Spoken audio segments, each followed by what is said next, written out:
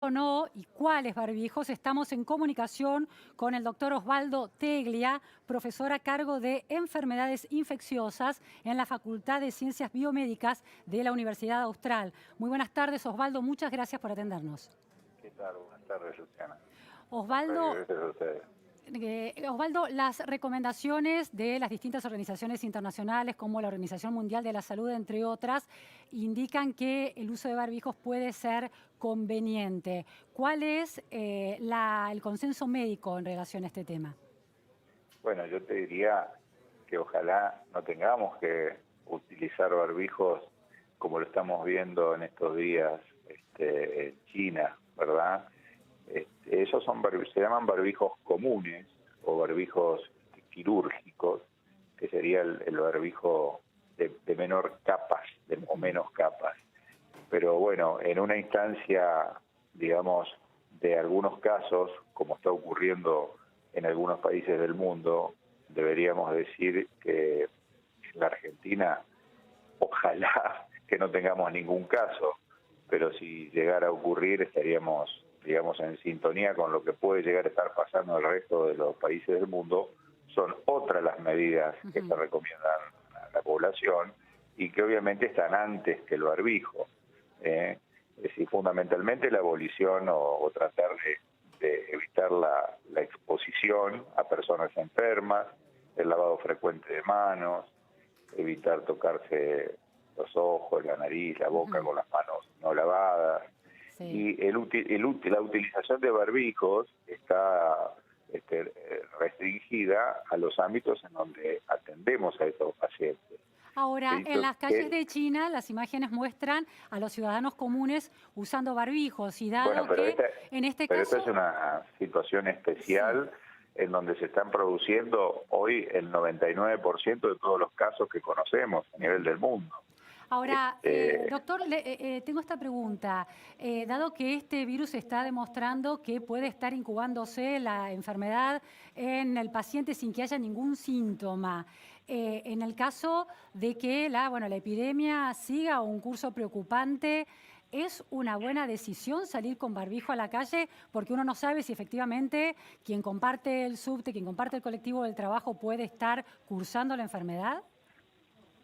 Mira, las decisiones que se vayan a tomar de ahora en más tienen que ir en sintonía con las recomendaciones que vaya haciendo el Ministerio, que por cierto ya ha puesto en práctica un protocolo de actuación. En la medida que no lo diga, no lo haremos.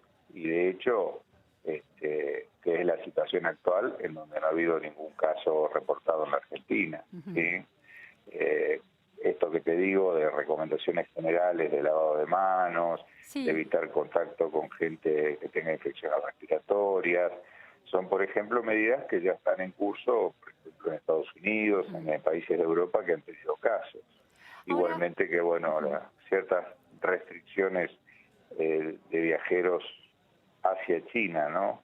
A no ser ahora, de que sea en relación, exclusivamente necesario. a los barbijos, porque digamos, entre las medidas que la gente preocupada cuando el temor empieza a crecer está a la mano de cualquier persona que decida ir a una farmacia, ¿cuánto protege efectivamente ese barbijo de uso común con menos capas? ¿Y qué diferencia tiene con el barbijo que se usa en las instituciones médicas? Bueno, en general los barbijos con menos capas o los barbijos comunes que decimos nosotros son efectivos cuando no hay un gran derrame de secreciones, un contacto con un paciente, digamos, más íntimo, como puede ser en maniobras determinadas maniobras médicas. Sí, tienen utilidad. De cualquier manera, vuelvo a insistirte, están en el contexto de una serie de medidas que hay que adoptar. Igualmente cuando el paciente está internado, se toman una serie de medidas o de recaudos que hacen a la prevención.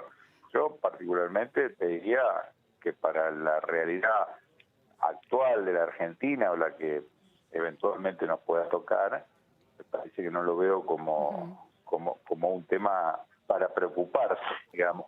Es Osvaldo, decir, la provisión sí. de barbijos. No en relación a la provisión, pero en relación a cuánto de fe depositan los ciudadanos en la protección a través del barbijo. Hay polémicas en torno a la protección. Hay un estudio de 2013 publicado, el virus de la influencia, la aerosis del virus de la influencia en la respiración de los humanos y, bueno, el impacto que tiene efectivamente en bajar la probabilidad de enfermarse. Y lo que indica es que las partículas grandes de virus que quedan diseminadas en el aire son filtradas por los barbijos comunes, pero las partículas, las micropartículas, partículas chiquititas que quedan flotando en el aire, no son filtradas por los barbijos. Quizás depositar demasiada expectativa en la protección del barbijo es el peor de los escenarios porque la persona deja de, por ejemplo, de prestar atención al lavado de manos, al uso de alcohol, de geles con alcohol para desinfectarse. Bueno, en los lugares donde están con esta problemática se hace hincapié en todas estas medidas que te estoy mencionando además, como es el lavado de manos, bueno, evitar tocarse con las manos la cara, evitar contacto con personas con cuadros respiratorios, es decir, es una sumatoria de medidas que hay que poner en práctica. Pero en definitiva, de acuerdo con estos resultados del estudio de 2013 de los doctores Milton, Fabian y Cowling, es decir, depositar tanta esperanza en estar completamente protegidos con un barbijo no es la solución, la mejor solución, de alguna forma. Mira, yo te vuelvo a decir lo mismo, es uno de los elementos más de protección, que para la realidad argentina, en donde no ha habido casos, nos va a tocar en los ámbitos laborales, en la atención de los pacientes. No me parece que sea un tema por el cual se tenga que preocupar la población en este momento. ¿Los barbijos que usan los trabajadores de la salud son distintos a los barbijos comunes? Nosotros tenemos dos tipos de barbijos. Los barbijos se denominan N95, que son de máxima eficiencia, que habitualmente son los que se utilizan en contacto de materiales biológicos o para la prevención de enfermedades con alta contagiosidad como la tuberculosis. Para este caso están solamente recomendados en la asistencia de los pacientes en terapia, por ejemplo, cuando se accede a la vía aérea o cuando hay un riesgo, digamos, de una exposición importante a secreciones respiratorias. Si no, se utilizan los denominados barbijos comunes o barbijos quirúrgicos, que son barbijos de menos capas. ¿Y los barbijos, ese barbijo especial, el N, cómo dijo usted que se llamaba? N95. Te aclaro que yo no soy un experto en barbijos, soy un médico infectólogo que atiende pacientes. Pero digo, cuando hay un escenario de infecciones o de epidemias y los profesionales acuden al uso de estos barbijos N95, ¿qué características tiene? ¿Por qué es distinto al barbijo común? ¿Por la cantidad de capas? Bueno, tiene más capas, tiene más capas y tiene un cierre hermético con respecto a digamos, en torno a la cara, que es el lugar donde se aplica. Claro. Porque el tema también con los barbijos comunes es que la gente los usa mal, ¿no? En el caso de que los usen. Sí, para todo eso, en general, lo que hacemos en las instituciones, se entrena al personal médico y paramédico a la utilización. Llegado un caso, supongo que habrá pautas de cómo se deben utilizar. Claro, porque hay un reuso de los barbijos y en realidad cada barbijo hay que descartarlo cuando se humedece y no puede ser reutilizado porque ya tiene gérmenes depositados en su interior en las distintas capas. Es decir, que la población esté pensando que puede ser una salida ante el temor, quizás injustificado, para protegerse completamente, eso ya le agrega además un problema adicional, no estar del todo informado como para usarlo correctamente. Exacto. ¿Está de acuerdo con las medidas? Porque hay algún debate en torno a la llegada de pasajeros de China, inclusive de argentinos que han estado en China, a Ezeiza, que en las redes sociales comentan que llegaron a Ezeiza en los últimos días y no fueron objeto de ningún testeo de ningún tipo. ¿Usted está conforme con el modo en que se está llevando adelante los protocolos de seguridad sanitaria en el contexto de la epidemia que ha sido declarada de emergencia internacional? Mira, primero, ¿qué significa emergencia internacional? Porque muchas veces la gente, a lo mejor esto le puede sonar como algo muy tremendo. y en realidad es la protección por un evento que, si bien ha sido extraordinario, nuevo, debemos volver a remarcar que mayoritariamente es de China. De hecho, los casos fatales son exclusivamente ahí. Pero bueno, ha habido sí un derrame puntual en varios países, y de hecho la mayoría de los continentes han tenido casos puntuales. Entonces, la Organización Mundial de la Salud, con estado de emergencia global, lo que pretende es que los protocolos de actuación frente a casos probables Claro. se estén unificados, es decir, que todo el mundo haga lo mismo y que haya una rápida conectividad en cuanto a todas las novedades con este tema. Y también tiene que ver con la protección de países por ahí con menos recursos, ¿no? Cuando ha habido otras epidemias, países como los países africanos son ayudados por otros países, incluso Ahora, Osvaldo, ¿le por preocupa ONG. Que acá ha habido una movilización en ese sentido. Ha habido una movilización, es decir, están dadas las bases para la recepción de enfermos, están los protocolos disponibles, ahora, está el Osvaldo, circuito que deberían seguir las muestras. Le planteo esta pregunta. Uno escucha al ministro de Salud de la Nación, Ginés González García, bajando el tono de la preocupación y aclarando que estamos beneficiados además por la temporada de verano, que no sería propenso al desarrollo de este tipo de epidemias y a una distancia muy grande de China. Ahora, el hecho de que, por ejemplo, en Estados Unidos se haya detectado por primera vez la transmisión entre personas que no habían estado en China, ¿agrega una mayor preocupación al modo en que se está expandiendo la epidemia? Bueno, de alguna manera es un pasito más. Es como una escalada más, ¿no es cierto?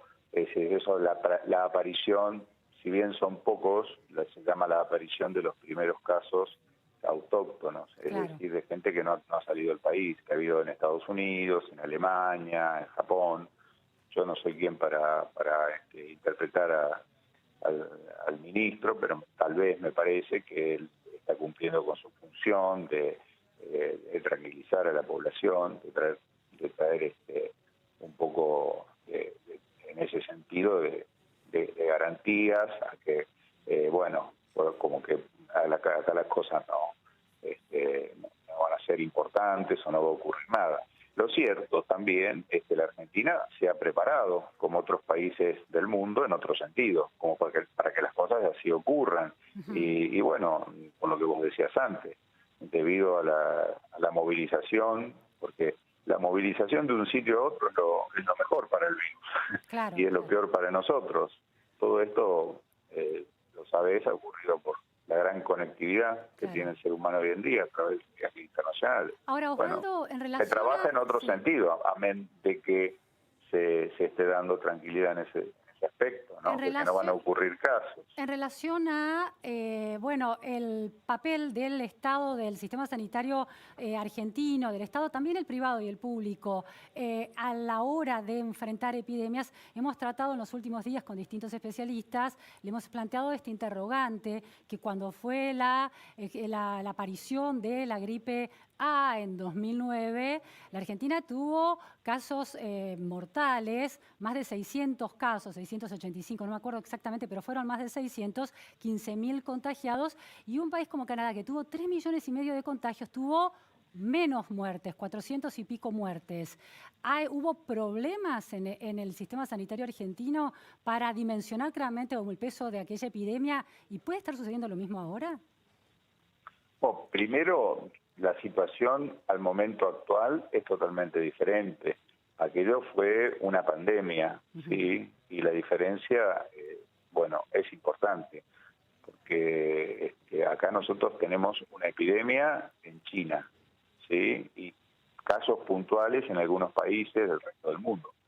Pandemia fue que había epidemias prácticamente en todos los países donde se afectaba. Ese fue el tema de la gripe A. Pero hubo más muertes en Argentina en proporción a la cantidad de contagios que en Canadá, por ejemplo, ¿no? Lo que te puedo decir es que como función asistencial me tocó estar en un hospital público y estaban dadas las condiciones, las garantías para la atención. Aquello fue realmente de difícil manejo por la gran cantidad de afectados, que si mal no recuerdo fueron algo así como 20.000 personas en la Argentina. Entonces, de pronto, te digo que había cierto colapso también de las salas de terapia.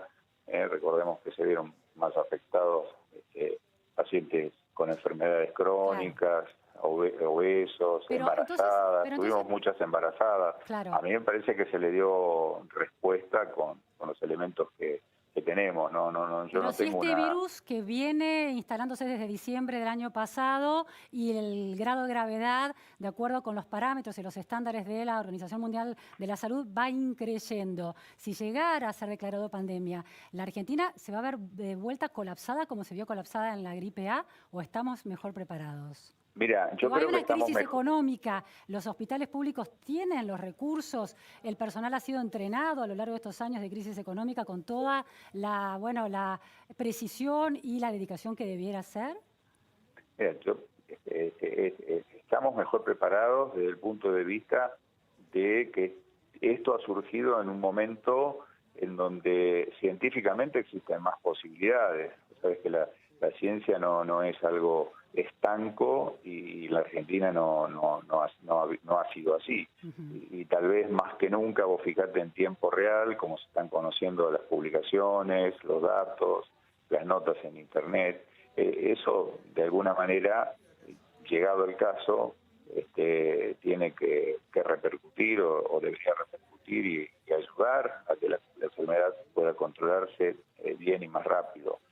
En otro orden de cosas, este es un virus que si bien ha tenido una gran transmisibilidad a expensa de China, no sabemos por ahora el comportamiento en el resto del mundo, ha sido de casos puntuales, pero sí tiene una menor gravedad, es decir, acá la fatalidad de los casos mortales han sido alrededor del 2%. ¿Hay sospechas o por lo menos hay algunos analistas que sospechan que el gobierno chino está ocultando la cantidad de casos reales que hay? En el mundo de sistemas sanitarios y en el mundo de los médicos, ¿cómo se percibe en cuanto al secreto y a la transparencia de la información el sistema de salud chino? Bueno, mira, en eso, si se va a decir algo, no se puede decir otra cosa que no sea una sospecha. Y a veces a los médicos nos gusta manejarnos con hechos concretos, científicos, demostrables. Y lo cierto es que estos fueron algunos casos de neumonía que se presentaron en diciembre, después un brote declarado que las autoridades de la salud de China lo declararon el 31 de diciembre. El 1 de enero, al tener una conexión la mayoría de ese primer grupo de neumonía de origen desconocido a tener relación con un mercado, lo clausuraron. Sí. Y el 9 de enero estaban descubriendo un nuevo agente. Esas son cuestiones que me parece que por ahí hablan de cómo lo manejaron, con rapidez, con apertura al mundo, que son los elementos con los cuales contamos para frenar estas cosas. Claro. El día 11 se difundió el genoma, el material genético a nivel internacional. Y merced a todas esas investigaciones, el 21 de enero hubo un kit comercial para un estudio que se llama PCR, que es el estudio de cadena de polimerasa, de una empresa alemana. O sea, me parece que esos son datos contundentes, datos demostrables y datos muy positivos de cómo la comunidad internacional, a punto de partida de todo este motor que se inició en China, está intentando poner freno a esto, ¿no? Bien, Osvaldo, muchísimas gracias por estas precisiones acerca de cómo se está manejando en el sistema sanitario global el riesgo de una pandemia de coronavirus que por el momento es una epidemia con una emergencia internacional de acuerdo con la Organización Mundial de la Salud. Muy buenas tardes, gracias Osvaldo. Hasta luego, gracias a ustedes. Gracias. Cambiamos completamente de tema. Viaje del presidente Alberto Fernández, encuentro con el Papa Francisco. Ahora que Jorge Eliotti está aquí. ¿Cómo estás?